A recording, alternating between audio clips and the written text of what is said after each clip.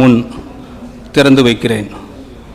இது முழுமையான வெளிப்படைத்தன்மையுடன் ஆதாரங்களின் அடிப்படையிலும் உருவாக்கப்பட்ட ஒரு பகுப்பாய்வு கட்டமைப்பாகும். இங்கு இடம்பெறும் ஒவ்வொரு எண்ணிக்கையும் சரிபார்க்கப்பட்ட போது ஆவணங்களிலிருந்து எடுக்கப்பட்டுள்ளது. மாநில அரசின் பட்ஜெட் ஆவணங்கள், ரிசர்வ் பேங்க் ஆஃப் இந்தியா மற்றும் சிஏஜி சான்றெழுத்து தணிக்கை தரவுகள்.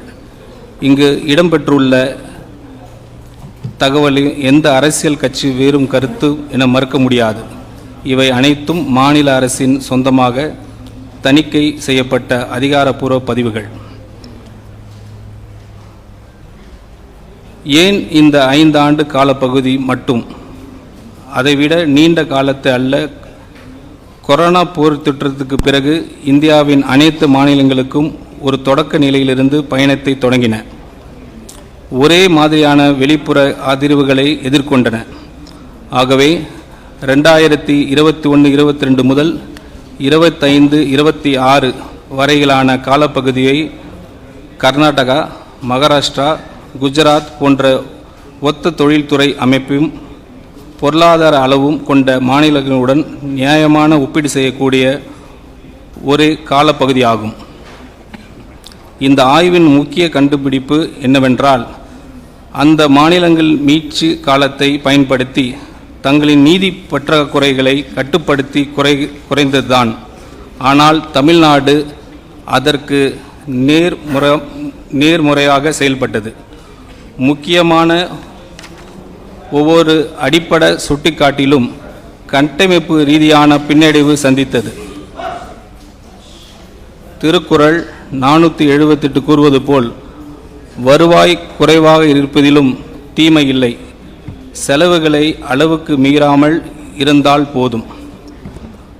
ஒரு உதாரணம் சொல்கிறேன். இந்த இதுக்கு குட்டி ஸ்டோரி, ஒரு இதுக்கு ஸ்லைடுக்கு ஒரு குட்டி ஸ்டோரி மாதிரி ஒன்று சொல்லிடுறேன். ஒரு புயலால் 4 அண்டை வீட்டாரின் வீடுகள் வெள்ளத்தில் மூழ்கின என்று நினைத்து பாருங்கள்.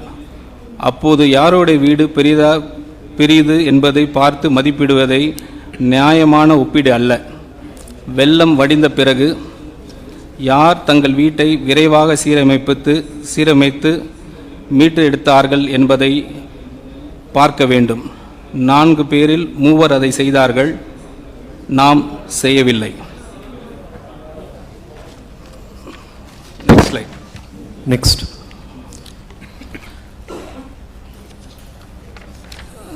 This slide is about 5-year physical snapshot from 2021, 22 to 25 to 26 pre-account. இந்த ஒரே அட்டைவணை முழு கதையும் ஒரே பார்வையிலே சொல்லிவிடுகிறது. ஒவ்வொரு வரியும் இந்த காலப்பகுதியின் தொடக்கத்திலிருந்து இறுதி வரை படித்து பாருங்கள். வருவாய் பற்றாக்குறை ரூபாய் 78,324 கோடியாக உயர்ந்துள்ளது. இதுவரை இல்லாத அதிகபட்சம். சொந்த வரி வசூல் முயற்சி 5.45% குறைந்துள்ளது. இதுவரை இல்லாத குறைந்தபட்சம். மூலதன செலவு 1.44% குறைந்துள்ளது. இது ஒப்பிடும்போது மாநிலங்களில் மிக குறைவு. கட்டாய செலவுகள் 64.4% உயர்ந்துள்ளன. இது ஒப்பிடும் மாநிலங்களில் மிகவும் அதிகம். கடன் 28.3% அளவிலேயே நிலைத்துள்ளது. எந்தவித நிதி ஒருங்கிணையும் இல்லை. மேலும் FRBM சட்டத்தின் 3% பற்றாக்குறை வரம்பு ஒவ்வொரு ஆண்டும் மீறப்பட்டுள்ளது. ஒரு உதாரணம், 5 ஆண்டுகளாக ஒருவரின் ஆண்டு உடலை அறிக்கையில் இரத்த அழுத்தம், இரத்த சர்க்கரை, உடல் எடை மற்றும் கொலஸ்ட்ரால் ஆகிய அனைத்தும் தொடர்ந்து மோசமடைந்து கொண்டே இருந்தால் ஒரு அளவு மட்டுமே கவலைக்குரியதாக ஆகலாம். ஆனால் அனைத்தும் ஒரே நேரத்தில் தவறான திசையில் நகர்ந்தால் அது வெறும் கவலை அல்ல, அது ஒரு தெளிவான நோயறிதல். Next slide.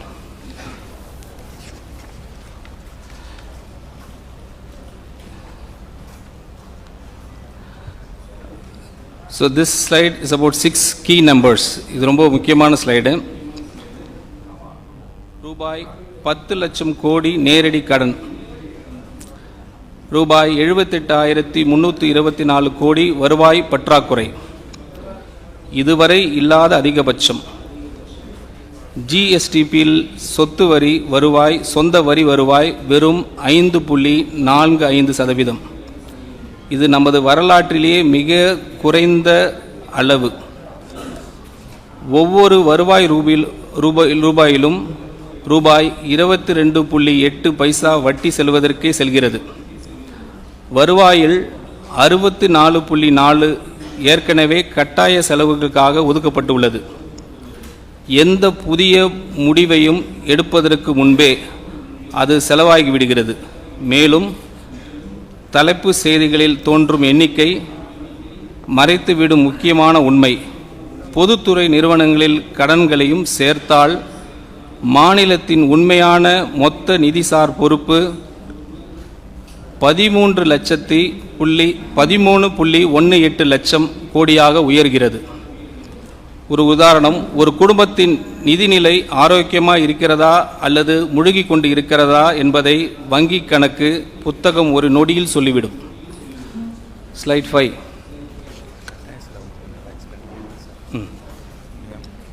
இந்த இதில் கட்டாயம் செலவுன்னு ஒன்று வருது இல்லையா, அதனால் என்ன அர்த்தம்னா, நம்ம கவர்மெண்ட் வட்டிக்காக செலவு பண்ணுறது, சேலரிஸ்க்காக செலவு பண்ணுறது, பென்ஷன்ஸ்க்காக செலவு பண்ணுறது, இந்த மூணே ஐட்டம் டுகெதர், அது 3 ஐட்டம் மட்டுமே 64% வருவாயிலேருந்து 66% வருது. இந்த 3 ஐட்டம். நெக்ஸ்ட் ஸ்லைட் சொல்லிட்டிங்களா? ஓகே. ஸோ சஸ்டைனபிள் டெப்ட் nearly doubled in 5 years. Next slide அதை பற்றி பேசுகிறோம்.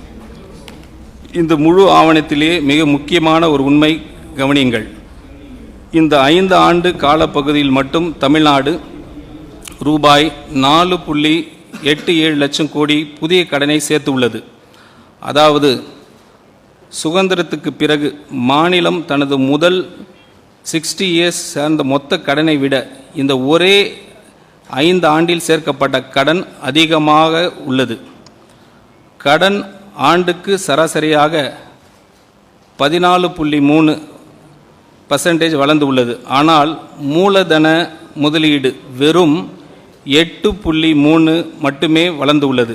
இது நாம் கட்டமைப்புகளை உருவாக்குவதற்கு அல்ல, அன்றாட செலவுகளை சமாளிப்பதற்கான கடன் வாங்குகிறோம் என்பதற்கான தெளிவான சான்றாகும். ஒருவருக்கான கடன் பொறுப்பு கிட்டத்தட்ட இரட்டிப்பாகி ரூபாய் 1,28,934 உயர்ந்துள்ளது. இன்று தமிழ்நாட்டில் பிறக்கும் ஒவ்வொரு குழந்தையும் ₹1 கூட பொருளாதாரத்துக்கு பங்களிப்பதற்கு முன்பே இந்த கடன் பொறுப்புடன் பிறக்கிறது. குஜராத் 17.6, மகாராஷ்டிரா 19.7, கர்நாடகா 23.4 என்ற அளவில் உள்ளன. ஆனால் தமிழ்நாடு 28.3% என்ற நிலையிலே உள்ளது. இது பொதுவாக பாதுகாப்பானதாக கருதப்படும் 20% வரம்பை மிகவும் தாண்டி உள்ளது. ஒரு உதாரணம், ஒரு குடும்பம் வீடு கட்டப்பட்டதிலிருந்து கடந்த 60 ஆண்டுகளில் வாங்கிய மொத்த கடனை விட கடந்த 5 ஆண்டுகளில் அதிகமாக கடன் வாங்கியுள்ளது என்று நினைத்து பாருங்கள். அதிலும் அந்த கடன் புதிய சொத்துக்களை உருவாக்க அல்ல, அன்றாட செலவுகளை சமாளிக்க பயன்படுத்தி உள்ளது. Next slide.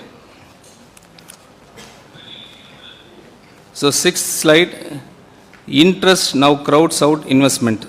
அந்த ஸ்லைடில் நம்ம இப்போ ப்ரீஃப் பண்ணுறேன். இது அனைவரையும் கவலைக்குள்ளாக்க வேண்டிய ஒரு நிதி சார்ந்த அசாதாரண நிலை. நமது ஆண்டு வட்டி செலவு ரூபாய் 67,050 கோடியாக உயர்ந்து மாநிலத்தின் மொத்த மூலதன செலவை திட்டமான ரூபாய் 50,911 கோடியாக தெளிவாக மிஞ்சியுள்ளது. அதாவது எதிர்காலத்தை உருவாக்குவதற்காக செலவிடும் ஒவ்வொரு ரூபாய்க்கும் கடந்த கால கடன்களில் வட்டியை செலுத்துவதற்காக ரூபாய் 1.32 செலவாகிறது. இந்த நிலை முதலாக 2017-18 ஆம் ஆண்டில் உருவானது. அதன் பிறகு ஒவ்வொரு ஆண்டும் இந்த இடைவெளி மேலும் விரைவடைந்து கொண்டே வருகிறது. தற்போது வட்டி செலவு மொத்தம் வருவாயில் 22.8 உள்ளது. இது விகிதம் கர்நாடகாவில் 16.4% ஆகும், குஜராத்தில் 12% ஆகும், மகாராஷ்டிராவில் வெறும் 10.3 மட்டுமே. மேலும் தமிழ்நாட்டின் சொந்த வரி வருவாயில் 34.8 வட்டி செலவிற்கே செல்கிறது. அதாவது மாநிலத்தின் சொந்த வரி வசூல் இயந்திரம் ஈட்டும் ஒவ்வொரு 3 ரூபாயிலும் ஒன்றுக்கு அதிகமான தொகை எந்த ஒரு நலத்திட்டத்திற்கும் ஒதுக்கப்படுவதற்கு முன்பே பழைய கடன்களின் வட்டி செலுத்துவதில் கரைந்து விடுகிறது. கடந்த 5 ஆண்டுகளில் இந்த வட்டி செலவு 61% அதிகரித்து உள்ளது. ஒரு உதாரணம், ஒரு குடும்பத்தில் மாதந்தோறும் செலுத்தும் கடன் வட்டி குழந்தைகளின் கல்விக்காக செலவிடும் தொகையை விட அதிகமாகிவிட்டது என்று நினைத்து பாருங்கள். அது மட்டும் அல்லாமல் வீட்டை மேம்படுத்துவதற்காக ஒதுக்கப்பட்ட முழு பட்ஜெட்டையும் அது மிஞ்சிவிட்டது. அதாவது கடந்த காலத்தின் சுமை எதிர்காலத்திற்கான முதலீட்டை விழுங்கி கொண்டிருக்கிறது. Slide 7. Structural revenue deficit highest ever record. நமது வருவாய் பற்றாக்குறை ரூபாய் 78,324 கோடியாக உயர்ந்துள்ளது. இது ஜிஎஸ்டிபியின் 2.22% ஆகும். மேலும் இது வரலாற்றிலே இல்லாத உச்ச அளவாகும். இதில் மிகவும் கவலைக்குரிய விஷயம் என்னவென்றால் அது பற்றாக்குறை கொரோனா பெருந்தொற்றத்தின் உச்ச ஆண்டை விடவும் அதிகமாக உள்ளது. ஆனால் இப்போது அதற்கு ஒப்பான எந்த வெளிப்புற அதிர்ச்சியும் காரணமாக இல்லை. இதன் பொருள் மிகவும் தெளிவானது. நம் சொத்துக்கள் உருவாவதற்காக அல்ல, அன்றாட நிர்வாக செலவுகளை சமாளிப்பதற்காகவே கடன் வாங்கி கொண்டிருக்கிறோம். இது ஒரு தற்காலிக பிரச்சனை அல்ல. 2013-14 முதல் ஒவ்வொரு ஆண்டும் தொடர்ந்து காணப்படும் கட்டமைப்பு ரீதியான பிரச்சனையாகும். மேலும் இங்கு ஒரு நம்பகத்தன்மை சிக்கலும் உள்ளது. இந்த வருவாய் பற்றாக்குறை முழுமையாக நீக்குவதற்கான காலக்கெடுவை முந்தைய ஆட்சிகள் நிதி பொறுப்பு சட்டத்தில் திருத்தம் செய்து 8 முறை தள்ளிப்படப்பட்டுள்ளன. 2009, 2011, 2012, 2017, 2020, 2022, 2024, 2026, இப்போது 2027 என நிர்ணயிக்கப்பட்டுள்ளது. ஆனால் 2027 என்றும் இலக்கும் எட்டப்படாமல் போகும் நிலை உள்ளது. இதற்கிடையில் குஜராத் வருவாய் உபரியுடன் செயல்படுகிறது. கர்நாடகா மற்றும் மகாராஷ்டிரா வருவாய் செலவு கணக்கில் கிட்டத்தட்ட சமநிலையை பேணிக்கின்றன. இந்த குறிப்பீடில் தமிழ்நாடு அவற்றிலிருந்து முற்றிலும் வேறுபட்ட பாதையில் சென்றுவிட்டது. ஒரு உதாரணம், வீடு வாங்குவதற்காக கடன் எடுத்தால் இறுதியில் உங்களிடம் ஒரு வீடு இருக்கும். ஆனால் ஒவ்வொரு மாதமும் மளிகை பொருட்கள் வாங்குவதற்கான கடன் எடுத்தால் இறுதியில் எஞ்சுவது கடன் மட்டுமே. மேலும் வங்கியிடம் கடனை திருப்பி செலுத்தும் தேதியை 8 முறை சொல்லி ஒவ்வொரு முறையும் அந்த வாக்குறுதியை மீறினால் நம்பிக்கை எவ்வாறு இழக்கப்படுகிறது என்பதற்கான சிறந்த உதாரணம் இதுவே. Slide 8. Own tax effort at historic low, a policy failure. So அந்த ஸ்லைட் எக்ஸ்பிளைன் பண்ணுறேன் நான். ஒரு காலத்தில் வருவாய் திரட்டலில் இந்தியாவிற்கே முன் உதாரணமாக இருந்தது தமிழ்நாடு. 2006-7 ஆண்டில் நமது சொந்த வரி வருவாய் ஜிஎஸ்டிபியின் 8.94 என்ற உச்ச நிலையை எட்டியது. ஆனால் இன்று அது வெறும் 5.45% குறைந்துள்ளது. இது வரலாற்றிலேயே மிக குறைந்த அளவு. நமது சொந்த உச்ச நிலையை அடிப்படையை கொண்டு கணக்கிட்டால் ஆண்டுதோறும் சுமார் ரூபாய் 1.23 லட்சம் கோடி வருவாயை நாம் இழந்து வருகிறோம். இது மாநிலத்தின் மொத்த நிதி பற்றாக்குறையின் சுமார் 90% அளவுக்கு சமமான தொகையாகும். இங்கு ஒரு உண்மையை நேர்மையாக ஒப்புக்கொள்ள வேண்டும். 2022, 23 மற்றும் 24 ஆண்டுகளில் இந்த விகிதம் தற்காலிகமாக 6.33% மற்றும் 6.22 உயர்ந்தது. ஆனால் இது உண்மையான நிர்வாக சீர்திருத்தங்களின் விளைவு அல்ல. கொரோனா காலத்தில் ஒத்திவைக்கப்பட்டிருந்த வருவாய்கள் பின்னர் கணக்கில் சேர்க்கப்பட்டதன் தாக்கம் அது. அந்த முன்னேற்றத்தை தொடர்ந்து நிலைநிறுத்த நாம் தவறிவிட்டோம். இந்த வருவாய் இழப்பிற்கான 4 முக்கிய கசிவுகள் அனைவருக்கும் தெரிந்தவை. ஜிஎஸ்டி, வணிக வரித்துறையில் நிலவும் முறைகேடுகள் மற்றும் சரியான மதிப்பீடு செய்யப்படாத பரிவர்த்தனைகள். 2, முத்திரைத்தாள் கட்டணம் ஸ்டாம்ப் டியூட்டி, சந்தை மதிப்பை விட குறைவாக நிர்ணயிக்கப்பட்ட வழிகாட்டி மதிப்புகள். 3, மதுபான வருவாய் எக்ஸைஸ், ஒப்பிடப்படும் மாநிலங்களில் மிகவும் குறுகிய உரிமையளிப்பு முறை காரணமாக முறைசாரா சந்தை வளர்வதற்கான வாய்ப்பு. 4, சுரங்கத்துறை மைனிங், பரந்த இயற்கை வளங்கள் இருந்தும் கசிவுகளை காரணமாக நிலையான மற்றும் குறைந்த வருவாய் மட்டும் கிடைப்பது. இதில் மிக முக்கியமான செய்தி நம்பிக்கை அளிப்பதாகும். புதிய வரிகள் விதிக்காமல் கூட நிர்வாகத்தை நவீனப்படுத்தி இந்த கசிவுகளை அடைப்பதன் மூலம் மாநிலம் கணிசமாக அதிக வருவாய் ஈட்ட முடியும். அதில் ஒரு எக்ஸாம்பிள், 4 ஓட்டைகள் உள்ள ஒரு தண்ணீர் தொட்டியை போல அதில் மேலும் தண்ணீர் ஊற்றுவது, அதாவது புதிய வரிகள் விதிப்பது தீர்வு ஆகாது.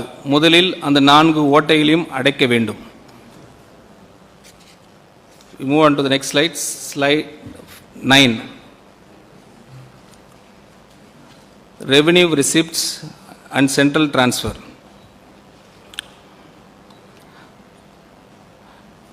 தமிழ்நாடு 2 முக்கிய வழிகளின் மூலம் மத்திய அரசை சார்ந்துள்ளது. முதலாவது, மத்திய வரி பகிர்வில் நமக்கு கிடைக்கும் பங்கு. 10வது நிதிக்குழு காலத்தில் அது 6.64% இருந்தது. இன்று அது 4.097 குறைந்துள்ளது. மேலும் ரூபாய் 56,819 கோடி அளவிலான நமது பங்கின் வளர்ச்சி ஒப்பிடப்படும் மாநிலங்களில் மிகவும் குறைவாக இருந்தது. இதற்கு காரணம் வரி பகிர்வு ஃபார்முலா, வருமான இடைவெளி இன்கம் டிஸ்டன்ஸ், மக்கள் தொகை மற்றும் பரப்பளவு போன்ற காரணங்களுக்கு அதிக முக்கியத்துவம் அளிப்பதாகும். இவற்றின் மீது மாநிலத்திற்கு எந்த கட்டுப்பாடும் இல்லை. இதையும் விட முக்கியமான பிரச்சனை என்னவென்றால், ஒன்றிய அரசு தற்போது அதிக அளவில் செஸ் மற்றும் சர்சார்ஜ் மூலமாக வருவாய் திரட்டுகிறது. இந்த வருவாய் மாநிலங்களுடன் பகிர வேண்டிய அவசியம் இல்லை. இதனால் மாநிலங்களுக்கு பகிரப்படும் மொத்த வரி நிதி குளம் டிவைசபிள் பூல் தொடர்ந்து சுருங்கிக் கொண்டே வருகிறது. இரண்டாவது, உதவித்தொகைகள் கிராண்ட்ஸ் அண்ட் எய்ட். ஜிஎஸ்டி இழப்பீடு செஸ், ஜிஎஸ்டி காம்பன்சேஷன் செஸ் திட்டம் 2022 ஜூன் மாதத்தில் முடிவடைந்த பின் இந்த உதவித்தொகைகள் கணிசமாக குறைந்துவிட்டன.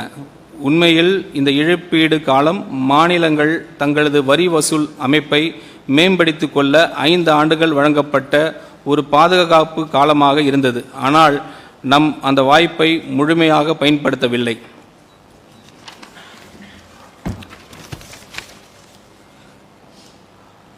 ஆனால் இவை அனைத்தும் கூறிய பிறகும் ஒரு உதாரணம், ஒரு கூட்டு குடும்பத்தில் பொது குடும்ப நிதியில் உங்களுக்கு கிடைக்கும் பங்கு தொடர்ந்து குறைந்து கொண்டே செல்கிறது என்று நினைத்து பாருங்கள். மேலும் முன்பு வாக்குறுதி அளிக்கப்பட்ட பரிசு இப்போது நீங்கள் ஏற்க முடியாத ஒரு நிபந்தனையுடன் வழங்கப்படுகிறது. இவை அனைத்தும் நிச்சயமாக பாதிப்பு ஏற்படுத்தும். ஆனால் அதே குடும்பத்தில் தங்களது சொந்த வியாபாரத்தை திறம்பட நடத்திய சகோதரர்கள் இன்னும் முன்னேறுகிறார்கள் என்பது உண்மை. ஸ்லைட் 10. கமிட்டட் எக்ஸ்பெண்டிச்சர், சார் சொன்ன மாதிரி 64.4 ஆஃப் ரெவென்யூ ப்ரீஎம்ப்டட். இது ரூபாய் 100 வருவாய் எடுத்துக்கொண்டு எளிமையாக விளக்குகிறேன். முதலில் வட்டி, ஊதியம் மற்றும் ஓய்வூதியம் போன்று நிர்ணயிக்கப்பட்ட தேதிகளில் கட்டாயமாக செலுத்த வேண்டிய செலவுகள்